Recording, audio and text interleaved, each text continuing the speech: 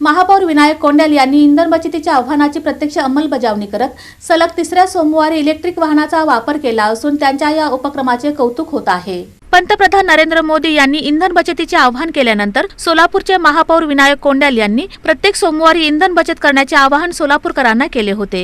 या आव्हानाची प्रत्यक्ष अंमलबजावणी करत महापौर विनायक कोंड्याल आणि सभागृह नेते नरेंद्र काळे हे गेल्या 3 सोमवारपासून इलेक्ट्रिक वाहनाचा वापर करत आहेत। सोमवारी भारतीय जनता पक्षाचे विधान परिषदेचे उमेदवार राजेंद्र राऊत यांचा उमेदवारी अर्ज दाखल करण्यासाठी जिल्हाधिकारी कार्यालयात मोठी गर्दी झाली होती। वाहनतळ परिसरात मोठ्या प्रमाणात वाहने उभी असतानाही महापौर विनायक कोंड्याल, सभागृह नेते नरेंद्र काळे आणि नगरसेवक मनीष केते हे एकाच इलेक्ट्रिक वाहनातून जिल्हाधिकारी कार्यालयात दाखल झाले। इंधन बचतीचा संदेश केवळ शब्दात न देता कृतीतून दाखवून दिल्याने महापौर विनायक कोंड्याल यांच्या या उपक्रमाचे सर्व स्तरातून कौतुक होत आहे। नागरिकांनीही पर्यावरणपूरक वाहतुकीचा स्वीकार करून इंधन बचतीस हातभार लावावा असे आवाहन या निमित्ताने करण्यात येत आहे।